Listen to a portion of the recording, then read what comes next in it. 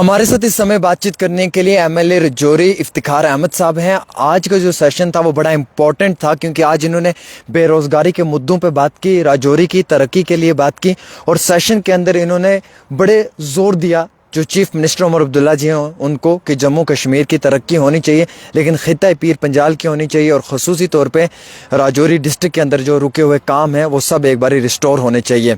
हम इस समय जम्मू कश्मीर की जो असम्बली है इसके बाहर हैं और एक्सक्लूसिव बात जो है वो राजौरी के एमएलए इफ्तिखार साहब के साथ कर रहे हैं। बहुत बहुत शुक्रिया सर, आपने वक्त दिया। सर पहला सवाल, जो आज आपने एम्प्लॉयमेंट के ऊपर चर्चा की और सीएम साहब को जो आपने एक बड़ा प्रेशर किया कि राजौरी के अंदर जो रुके हुए काम हैं वो जल्दी से जल्दी रिस्टोर किए जाएं और जम्मू कश्मीर के अंदर राजौरी में जो माजी के कई सालों में जो हेल्थ इंफ्रास्ट्रक्चर में जो कमी है उसे दूर किया जाए, उसको लेकर क्या अंदर सेशन में कहा गया और किस तरीके की बात हुई? देखिए, लोगों ने मुझे वोट दिया और वोट देकर मुझे असेंबली में भेजा था। सर, असेंबली एक प्लेटफॉर्म होता है जहां हम लोगों की नुमाइंदगी करते हैं और लोगों की आवाज़ उठाते हैं। सर, आज मुझे अपनी बात रखने का मौका दिया सर, और स्पीकर साहब ने मुझे मौका दिया और चीफ मिनिस्टर साहब भी वहीं थे और कैबिनेट के जितने भी मंत्री थे सारे वहीं बैठे हुए थे और उनके सामने मैंने अपनी बात रखी। और बात में क्योंकि ऑनरेबल एलजी साहब का एड्रेस जो था उसको उस पर डिस्कशन थी, मोशन ऑफ थैंक्स की डिस्कशन थी, उस पर बात करते हुए मैंने एक तो बताया कि ये सेशन बहुत इम्पोर्टेंट सेशन है क्योंकि हिस्टोरिक सेशन है, क्योंकि 6 साल के बाद 10 साल के बाद असेंबली लगी और 6 साल के बाद चुनाव हुए, 10 साल के बाद चुनाव हुए, 6 साल के बाद असेंबली लगी। बिल्कुल सर। और इस असेंबली में हिस्टोरिक डिसीजन ये हुआ कि जो रेजोल्यूशन मूव हुआ जम्मू कश्मीर की स्टेटहुड के लिए, जो रेजोल्यूशन मूव हुआ यहाँ की जॉब राइट्स के लिए, यहाँ की लैंड राइट्स के लिए, यहाँ के नेचुरल रिसोर्सेज को प्रोटेक्शन के लिए, यहाँ की कल्चरल आइडेंटिटी को प्रोटेक्ट करने के लिए ये रेजोल्यूशन मूव हुआ। उसमें हमने रेजोल्यूशन में वोट किया, पास हुआ। बड़ी हिस्टोरिक ये असेंबली सेशन रहा है और उसमें मैंने आज कुछ बीजेपी के विधायकों को भी बाहर निकाल दिया मार्शल्स ने धक्का मार के और फिर उन लोगों ने बाहर एहतजाज भी किया इसी असेंबली के बाहर, तो वो क्या हुआ एग्जैक्ट? आप वहाँ पे थे, क्या कुछ कारण बना? देखिए, एक बात ये है कि आज बीजेपी का 3 दिन से एक विदाउट इश्यूज उन्होंने मुद्दा उठाया हुआ था और बीजेपी का मेन मकसद क्या था? उनका कोई मुद्दा नहीं था कि वो जनता की बात करें। मैं उनसे पूछना चाहता हूं आपके चैनल के माध्यम से कि वो एक बात बताएं जो कि इस रेजोल्यूशन में जो जम्मू कश्मीर के लोगों के हित की बात नहीं है। उन्होंने असेंबली में आज उनके पास कोई चारा नहीं था, उनके पास कोई जवाब नहीं था। वो सिर्फ खुद जानबूझ के मीडिया हाइफ के लिए वो जंप कर रहे थे और खुद चाहते थे कि हमें कोई पकड़ के बाहर निकाले। एक को निकाला तो दूसरा कहता मैं भी हूं। तो उनका मकसद सिर्फ क्या था मुझे बताओ? वो कहते हैं हम राष्ट्रवादी हैं और उन्होंने एम्बलम, नेशनल एम्बलम के ऊपर पाँव जूते लगाकर वो उस पर चढ़े। जो सेक्रेटरी साहब की चेयर थी उन्होंने कॉन्स्टिट्यूशन की धज्जियां उड़ाई, वहां कॉन्स्टिट्यूशन के ऊपर जूते लगाकर वो गए हैं। अगर वो अपमान करते हैं ये तो सबसे बड़ा देशद्रोह है और उनके खिलाफ तो कार्रवाई होनी चाहिए। और उन्होंने संसद में जब उनको कोई उन्होंने यहाँ बाहर एक असेंबली लगाई हुई थी, पार्लर असेंबली चला रहे थे। अरे जब जनता के मुद्दे, जनता ने उनको वोट दिया है असेंबली के अंदर मुद्दे उठाने पर, तो वो वहां क्यों नहीं थे? उनको वहां अपनी बात रखनी चाहिए थी ना। आज मैंने अपनी भाषण में, मैंने जब असेंबली में एड्रेस किया तो मैंने अपनी स्पीच में पूछा कि क्या उनको जम्मू कश्मीर में स्टेटहुड चाहिए? क्या जम्मू के लोगों को स्टेटहुड नहीं चाहिए? आप मुझे बताइए, राजौरी के अंदर 2 दिन पहले एक आर्डर निकलता है डिमॉन्स्ट्रेटर का, GMC government medical college, Bihar का आदमी, यूपी का आदमी लगता है। क्या हमारे नौजवानों में उतना टैलेंट नहीं है कि उनको रोजगार, उन लोगों को, लोकल लोगों को रोजगार नहीं मिलना चाहिए?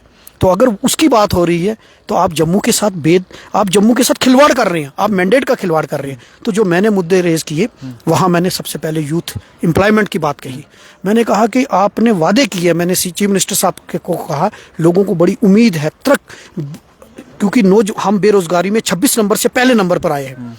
आप यूथ पॉलिसी बनाइए, एम्प्लॉयमेंट पॉलिसी बनाइए और उसको ईज आउट कीजिए, उसको डिस्ट्रिक्ट लेवल पर उसका एप्लीकेशन जो फॉर्म भरने का है प्रोसेस को सिंप्लीफाई कीजिए। दूसरा मैंने ये बात कही कि पीर पंजाल जो रीजन है हमारे पास कुछ नहीं है। हमारे पास स्पेशल एम्प्लॉयमेंट, मैंने कहा रिक्रूटमेंट ड्राइव शुरू की जाए, चाहे वो पुलिस में हो, चाहे आर्मी हो, सीआरपीएफ, होम मिनिस्ट्री से बात करके वहाँ आप स्पेशल रिक्रूटमेंट ड्राइव स्टार्ट करो जैसे पहले होती थी। सर बॉर्डर के इलाकों को लेकर भी बात हुई है। हाँ बिल्कुल, यही मैंने रजौरी पूछी। फिर मैंने तीसरी बात कही कि रजौरी जो है वो अगर क्लाइमेट के हिसाब से देखें तो ना ज़्यादा सर्दी है, ना ठंड है, ना गर्मी है। अगर उसकी जोग्राफिकल लोकेशन देखिए तो 150 किलोमीटर जम्मू और 130 किलोमीटर श्रीनगर। तो अगर उसको टूरिस्ट डेस्टिनेशन बनाया जाए तो वो कितनी वो तो इक्वी डिस्टेंस है। उसकी जोग्राफिकल इंपॉर्टेंस और उसका क्लाइमेटिक इंपॉर्टेंस, उसकी वजह से रजौरी को टूरिस्ट मैप पे लाना चाहिए और टूरिस्ट डेस्टिनेशन बनानी चाहिए। फिर मैंने जीएमसी का मुद्दा उठाया, प्रिंसिपल नहीं है वहाँ और हॉस्पिटल कहीं है, मेडिकल कॉलेज कितने दूर है, 10 किलोमीटर का डिफरेंस है। फिर मैंने बाबा गुलाम शाह बादशाह यूनिवर्सिटी का इशू उठाया, मैंने डेली वेजर की रेगुलराइजेशन का मुद्दा उठाया, मैंने फॉरेस्ट राइट एक्ट जो हमारे गुजर बकरवाल लोगों को तंग करते हैं, पहाड़ी लोगों को तंग करते हैं, उसको फॉरेस्ट डिपार्टमेंट में मैंने फॉरेस्ट मिनिस्टर साहब को हाउस के अंदर मैंने बात उठाई है कि उनको तंग किया जाता है। एक तरफ ये कहते हैं कि फॉरेस्ट राइट एक्ट इम्प्लीमेंट हो गया और दूसरी तरफ गुजर बकरवाल भाइयों को तंग किया जाता है, उसका मैंने मुद्दा उठाया। और सबसे बड़ा मुद्दा जो है वो मिनी सेक्रेटरीट कितने अरसे से रुका हुआ है, बस स्टैंड का काम रुका हुआ है, जितने रजौरी में तामीर और तरक्की के काम रुके हुए हैं, जो रोड कनेक्टिविटी की बात है, जो जम्मू से पुंछ तक नेशनल हाईवे है वो रुका हुआ है, उसके मुद्दा, ये सारे मुद्दे मैंने वहाँ उठाए हैं। और मुझे उम्मीद है कि जितना टाइम हमें मिला, 5 दिन बड़े कम दिन थे, उसमें मैंने उसमें भी 3 दिन बीजेपी वाले हंगामा करते रहे और उसमें जो मुझे टाइम मिला, क्योंकि उसके बाद चीफ मिनिस्टर साहब ने बोला और फिर मैंने जो वारवन में गया हुआ था उस विजिट के बारे में मैंने बात की, क्योंकि वहाँ लोगों की कुछ डिमांड्स थी, वो भी मैंने चीफ मिनिस्टर साहब के सामने रखी। चीफ मिनिस्टर साहब ने उसका नोटिस लिया और मैं मुतमिन हूँ कि जो लोगों ने मुझ पर जिम्मेदारी डाली थी उसको मैंने आज असेंबली में उठाया और ये मेरे लिए एक भावुक पल है, इमोशनल पल है। जो लोगों ने मुझे भरोसा जताया मुझ पर और जो एतमाद, जो प्यार देकर मुझे असेंबली में भेजा था, वही एतमाद को मैंने असेंबली में उतनी कोशिश की कि मैं उनके मुद्दों को उठा सकूं और आगे भी इस तरीके के जो जैसे आगे असेंबली सेशंस होंगे मैं लोगों की। आज सर मैं देख रहा था कि असेंबली के अंदर जो है वो लास्ट के पल में भी एक हंगामा हुआ है, कहीं सीएम साहब का भी सुना है कि उनकी स्पीच के दौरान भी हुआ है, तो क्या कुछ था, कुछ बता पाएंगे आप? देखिए ये असेंबली के अंदर देखिए वो battle of ideas, assembly is the platform जहाँ के बैटल ऑफ आइडियाज़ है, तो वहाँ नोक-झोंक तो होती है, हेल्दी डेमोक्रेसी में इतना चलता है। अब यह वहाँ बिल्कुल कोई एक दूसरे के बिल्कुल बोले ना, एक पार्लियामेंट्री प्रोसीजर में आप अपनी बात रख सकते हैं, एक सिविलाइज्ड वे में बात रखिए, वहाँ तक ठीक है, लेकिन दुक्का मुक्की मारना, झगड़ना, ये गलत बात है। जिस तरह बीजेपी के लोग वो उस पे टेबल पर चढ़ के वो जानबूझ के वो हाउस के फ्लोर के अंदर, वेल के अंदर आ रहे थे, ये बड़ी निंदनीय बातें हैं और उनको लोगों ने मैंडेट दिया, उनको लोगों की रहनुमाई करनी चाहिए थे, लोगों के मुद्दे उठाने चाहिए थे। वो यहाँ बैठ के अपनी बात रखते, उनको कोई लेना देना ही नहीं, वो हमेशा इलेक्शन मोड में रहते, बस स्पीच, उनको जनता के मुद्दों से उनको कोई लेना देना। सर आप बहुत सीनियर हैं, पूरे देश के अंदर काम करके आए हैं और ख़ास तौर पे महाराष्ट्र में भी काम किया है, लक्षद्वीप तक आप काम करके आए हुए हैं। इफ्तिखार साहब, अभी महाराष्ट्र इलेक्शंस की बात भी चल रही है, आपको लगता है कि ये सब हंगामा करने से वहाँ के इलेक्शंस पे भी इम्पैक्ट पड़ेगा, पोलराइजेशन होगी? देखिए इनकी कोशिश वही है कि हम इस मुद्दे को, महाराष्ट्र के चुनाव को मद्देनज़र रखते हुए ये सारा ड्रामा चल रहा है, लेकिन मैं आपको बताऊं कि जनता बड़ी समझदार है। कांग्रेस पार्टी का बिल्कुल क्लियर कट स्टैंड है, कांग्रेस पार्टी जम्मू कश्मीर की जनता के साथ है। कोई भी इस असेंबली में ऐसी कोई भी घटना नहीं हुई, कोई भी ऐसी चीज़ नहीं हुई जो देश हित के में ना हो, सब कुछ with in the ambit of Indian constitution हुआ है। अगर वही चीज़ें हिमाचल के अंदर हैं, वही चीज़ें नॉर्थ ईस्ट में हैं, उन पे कोई आपत्ति नहीं, तो फिर जम्मू कश्मीर का आदमी जब कोई चीज़ करता तो वो एंटी नेशनल कैसे हो गया? ये सिर्फ लोग जानते हैं और लोगों ने बधाई दी है कि आपने हमारी आवाज़ को उठाया और इस रेजोल्यूशन से लोगों को उम्मीद जागी है कि हमें स्टेटहुड वापस। आज कितना सुकून मिला आपको जब आपने असेंबली के अंदर रजौरी के लोगों की बात की, जिन और रजौरी की आवाम ने आपको मैंडेट दे के यहाँ पे भेजा था, और आपको क्या लगता है कि अभी कितने और ऐसे मुद्दे हैं जिन पे चर्चा आपने करनी है रजौरी को लेके, क्योंकि रजौरी की आवाम ने एक यंग युवा नेता को मौका दिया है रजौरी की खिदमत करने का? देखिए मेरे लिए बड़ा भावुक पल था, मैंने पहले बोला इमोशनल वो टाइम था, क्योंकि लोगों ने बहुत प्यार दिया और लोगों को बहुत उम्मीदें हैं मुझसे। मैंने कोशिश की कि उन उम्मीदों को असेंबली में जितना मुझे टाइम मिला उसमें मैं रख सकूं। इस टाइम तो तकरीबन मुझे लगता है 8 बज गए, सारे एमएलए चले गए, आप अभी भी असेंबली में ही हैं? नहीं, मैं एक दो मंत्री थे उनसे मेरी बात करनी थी, क्योंकि मतलब रजौरी 24/7 काम करना है आपने? मैंने कोशिश कर रहा हूँ, क्योंकि अगर रजौरी के लोगों ने एक नौजवान एमएलए को मौका दिया काम करने का, तो मैं क्यों पीछे रहूं। तो मैं अभी उनसे बात कर रहा था, वहाँ मुझे टाइम लग गया।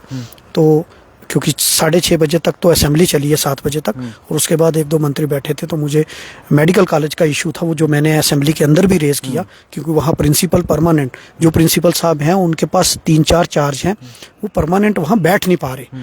और एक मेडिकल कॉलेज को चलाने के लिए आपको पार्ट टाइम प्रिंसिपल नहीं चलेगा, उसमें एक रेगुलर प्रिंसिपल जो वहाँ बैठे, जो वहाँ के मसले मसाइल देखे। वो सीनियर मोस्ट है, अच्छे इंसान है, बहुत अच्छा काम कर रहे हैं, लेकिन उनके पास और जिम्मेदारी बहुत है। तो या तो उनको वहाँ से उन जिम्मेदारियों से रिलीव किया जाए, या फिर उनको इस जिम्मेदारी से रिलीव किया जाए। हम ये चाहते हैं कि वहाँ एक परमानेंट प्रिंसिपल हो गवर्नमेंट मेडिकल कॉलेज, क्योंकि उसमें रजौरी पुंछ के लोग आते हैं, गरीब लोग आते हैं। सर डेली वेजर्स का मुद्दा है, रैबरे खेल, रैबरे जंगलात, रैबरे ज़राअत का मुद्दा है, स्कॉलरशिप्स के मुद्दे हैं, इन पे भी बात हो गया, एसपीओस के मुद्दे हैं, क्या इनके लिए भी आप आवाज़ उठाएंगे? मैंने उठाए हैं। डेली वेजर्स के मुद्दे पे मैंने बोला है कि रेगुलराइजेशन, उनको रेगुलराइज करने के लिए पॉलिसी लाइए। उनका मुद्दा तो मैंने उठाया है, और ये सारे मुद्दे मैंने उठाए हैं। आगे भी आने वाले सेशन में भी मुझे आज सेटिस्फेक्शन है कि मुझे जो लोगों ने एतमाद दिया, उनके एतमाद को मैंने पूरा करने की कोशिश की, और मैंने असेंबली में उन मुद्दों को उठाया। आगे भी, अभी तो ये शुरुआत है, लोगों ने इसी तरह प्यार रहेगा, मैं लोगों की लड़ाई लास्ट दम तक लड़ूंगा, और जो मुझे उन्होंने जिम्मेदारी दी है उस पर मैं पूरा उतरने की कोशिश करूंगा। सर एक आखिरी सवाल रहेगा कि जम्मू कश्मीर के अंदर जो एक करंट सिचुएशन है, आपको कैसे लगता है कि इस निज़ाम से निकलकर तब्दीली लाएं और कैसे जम्मू कश्मीर को तरक्की की दिशा में लेकर जाएं? क्योंकि हम सब लोगों ने वोट जो है वो डेवलपमेंट के नाम पे दिया, और मैंडेट भी आप लोगों को डेवलपमेंट के नाम पे मिला है, तो डेवलपमेंट कैसे आएगी? देखिए, लोगों ने पिछले 6 साल में बड़े जख्म सहे, पर्टिकुलरली जब इलेक्टेड गवर्नमेंट नहीं रही। आज लोगों को उम्मीद है, लोगों ने वोट डाला और इंडिया अलायंस को वोट मिला, और हमारी सरकार है। अब हमारी कोशिश है कि हम ज़्यादा से ज़्यादा लोगों के ज़ख्मों पर मरहम लगा सकें, जो हमने वादे किए उनको पूरा कर सकें, दिन रात मेहनत करके लोगों की उम्मीदों पे उतर सकें। हम ऐसे काम करें जिससे एक गरीब आदमी को फ़ायदा हो, बस उस पर काम करना है, और वही हमारी प्रायोरिटी है। चीफ मिनिस्टर साहब की वही प्रायोरिटी है, पार्टी की भी वही प्रायोरिटी है, और हमारी गवर्नमेंट की भी वही प्रायोरिटी। आप देख सकते हैं इस वक्त तकरीबन 8 बजे का समय है, और अभी भी सारे एमएलए असेंबली से निकल चुके हैं ऑलमोस्ट, लेकिन राजौरी के जो एमएलए इफ्तिखार साहब हैं, ये अभी भी इस समय भी जो है वो जम्मू कश्मीर की जो असेंबली इसके बाहर हैं, और आवाम के काम करवाने के लिए, तारीफ़ नहीं एक रियलिटी है, ये दिन रात काम कर रहे हैं रजौरी खित्ते के आवाम के लिए, सिर्फ इसलिए क्योंकि आवाम ने मैंडेट दिया है, कहीं कोई कमी पेशी नहीं रहनी चाहिए। और जो काम कर रहे हैं ये रजौरी के आवाम के फलाह बहबूदी और तरक्की के लिए कर रहे हैं। एक छोटी सी रिपोर्ट आमिर सुहेल के साथ।